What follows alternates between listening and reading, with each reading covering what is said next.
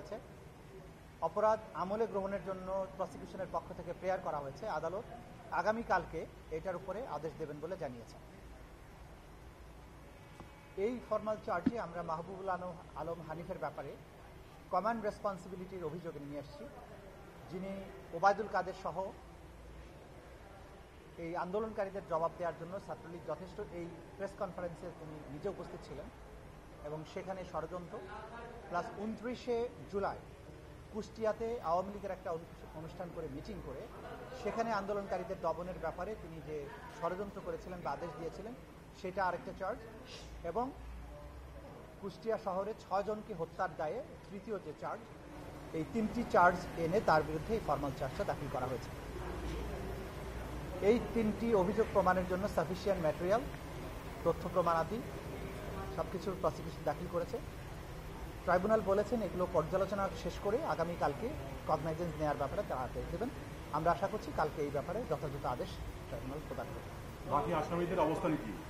আসামিরা সবাই পলাতক, কারণ 5ই আগস্টের পরে পট পরিবর্তনের পরে প্রথম সুযোগেই তারা পালিয়ে গেছেন বাংলাদেশ থেকে। সে কারণে তাদের গ্রেপ্তার করা সম্ভব হয়নি। গ্রেপ্তার করার চেষ্টা অব্যাহত আছে।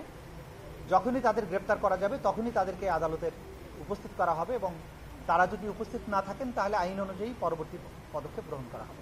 2-3 দিন আগে বরিশালে আইন উপদেষ্টা বলেছেন যে আওয়ামী লীগের কার্যক্রম নিষেধের বিষয়ে আপাতত বা খুব শীঘ্রই এই নিষেধাজ্ঞা উঠছে না। তিনি বলেছেন, পরের অংশে বলেছেন যে তাদের বিরুদ্ধে ট্রাইব্যুনালে বিচারের ব্যবস্থা নেওয়া হয়েছে, পদক্ষেপ নেওয়া হয়েছে। এটা আইন উপদেষ্টা বরিশালে বলেছেন গণমাধ্যমে।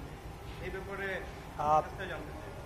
না, আইন উপদেষ্টা কোথায় কি বলেছেন সেটার জবাব আমার দেওয়া উচিত হবে না। তবে আমাদের কাছে দল হিসাবে আওয়ামী লীগের ব্যাপারে ক্রাইমস অ্যাগেন্স্ট হিউম্যানিটির অভিযোগে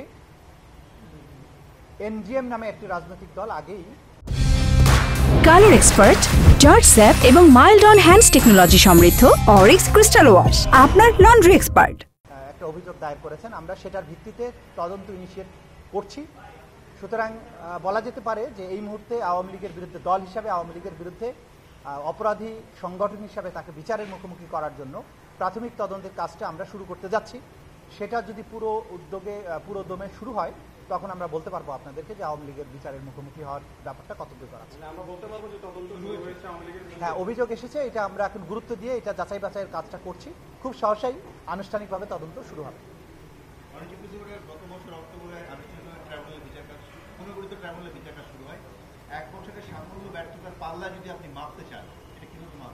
না, এই মুহূর্তে এই সাফল্য ব্যর্থতার খতিয়ান দেওয়ার জন্য আমি দাঁড়াইনি।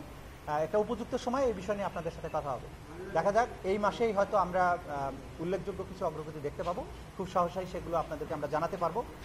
অনেকগুলো মামলার ট্রায়াল চলছে, বেশ কয়েকটি মামলার ট্রায়াল শেষ পর্যায়ে আছে এবং যখন প্রথম জাজমেন্টটা আসবে তখন আপনারা বুঝতে পারবেন যে 1 বছরে আমরা কতটুকু কাজ করেছি। আরও আগামী এই সপ্তাহের মধ্যেই বেশ কিছু গুরুত্বপূর্ণ ঘটনা ঘটবে আমাদের মামলার রিলেটেড। অনেক বড় বড় মামলার বেশ কিছু চার্জশিট দাখিল হবে, ফর্মাল চার্জও দাখিল হবে বলে আমরা আশা করছি। যে বিষয়গুলো নিয়ে জাতির মনে প্রশ্ন ছিল, জাতির মধ্যে একটা প্রচণ্ড রকমের আকাঙ্ক্ষা আছে যে এই মানুষগুলো যারা গত 15 বছর ধরে গুমের সাথে জড়িত, মানুষকে এক্সট্রা জুডিশিয়ালি কিল করার সাথে জড়িত, তাদের বিচারের যে কাজটা সেটা কতদূর এগিয়েছে সেটা জানার আগ্রহ ছিল। সেই কাজগুলো আমরা গুছিয়ে এনেছি। 2-1 দিনের মধ্যেও আমরা সেই অগ্রগতিটা আপনাদের মাধ্যমে জাতিকে জানাতে পারব। আপনি মানে আজকে গুমের মামলা ছিল আন্তর্জাতিক অপরাধ ট্রাইব্যুনাল 1-এ, আপনি লন্ডনে গিয়ে একটা টেলিভিশনকে খুবই আবেগঘন একটা সাক্ষাৎকার দিয়েছেন যেটি অনেকের দাগ কেটেছে। ওই বিষয়টি একটু জানতে চাই। যখন আমরা ফর্মাল চার্জ দাখিল করব তখনই বলবো। আর আমি যেটা কথা বলেছি লন্ডনে না, এটা নিউ ইয়র্কে কথা বলেছি।